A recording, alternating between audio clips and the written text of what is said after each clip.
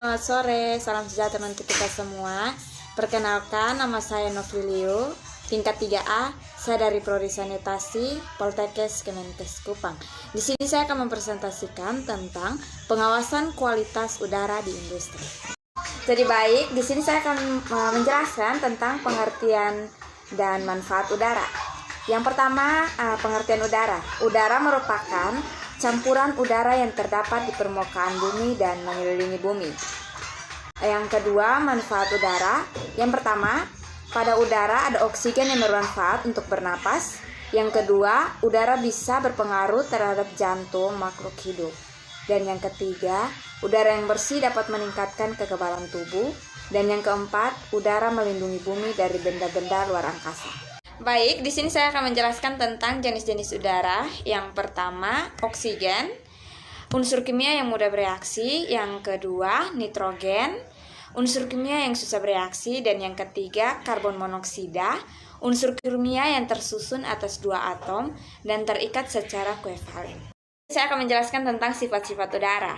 Yang pertama, berbentuk gas. Udara merupakan salah satu benda yang berbentuk gas. Selain itu, udara yang ada di permukaan bumi ini terdiri atas berbagai macam gas. Hal ini mempunyai arti bahwanya udara adalah benda yang berbentuk gas. Yang kedua, memiliki massa atau berat. Salah satu sifat yang dimiliki oleh udara adalah bahwa udara memiliki massa atau berat. Kita semua mengetahui bahwasannya semua jenis benda yang mempunyai massa.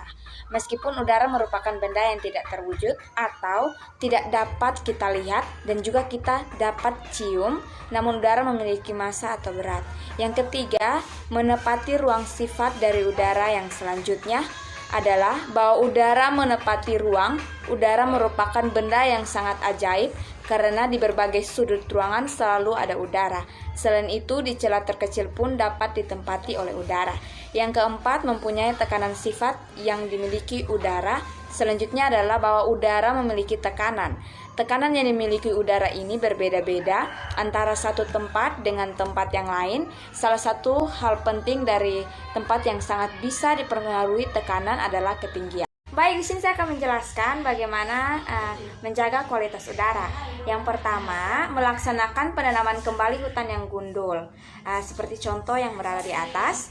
Yang kedua, membuat taman-taman atau hutan buatan di kota dengan tujuan agar polusi udara berkurang, seperti contoh juga di atas.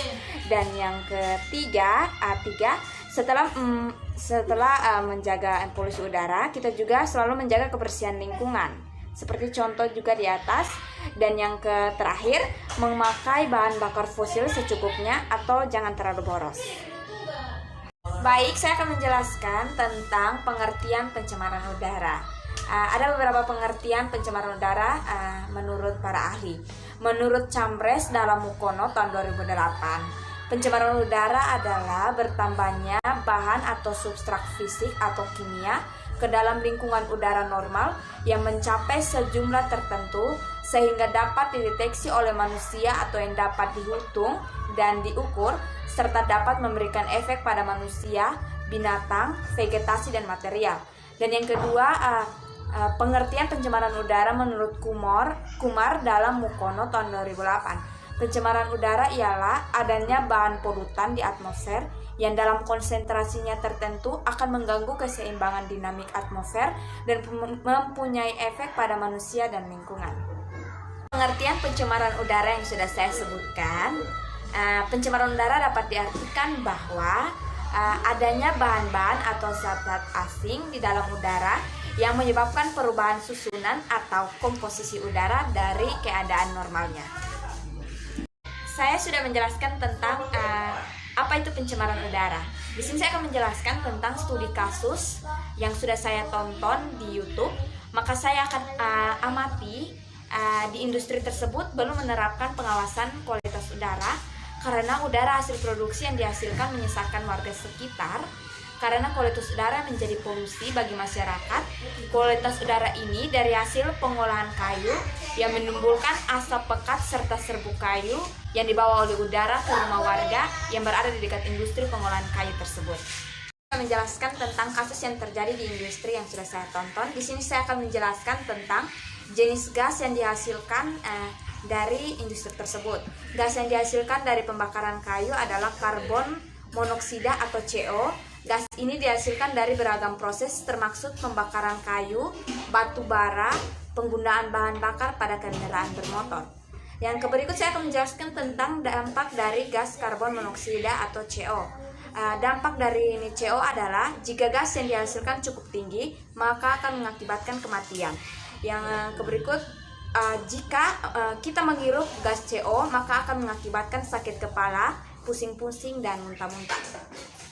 Adapun upaya-upaya yang harus dilakukan oleh industri tersebut adalah yang pertama, memperbaiki cerobong asap di industri sehingga meminimalisir gas polutan yang dihasilkan. Yang kedua, menggunakan ventilasi yang tepat sehingga dapat terjadi pertukaran udara yang baik.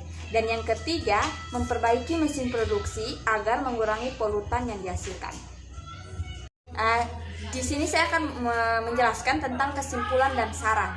Kesimpulannya, jika industri yang dibangun berdekatan dengan rumah warga, maka harus memperhatikan kenyamanan warga sekitar agar tidak diresahkan dengan berbagai persoalan seperti kasus yang sudah saya jelaskan. Yang kedua, saran saya yaitu sebaiknya perlu memperhatikan terhadap alat, bahan, dan cerobong asap yang digunakan agar tidak menimbulkan masalah bagi kesehatan warga sekitar. Terima kasih. Baik, demikian video hasil rekaman saya tentang pengawasan kualitas udara di industri. Semoga bermanfaat bagi para pendengar untuk menambah wawasan. Terima kasih.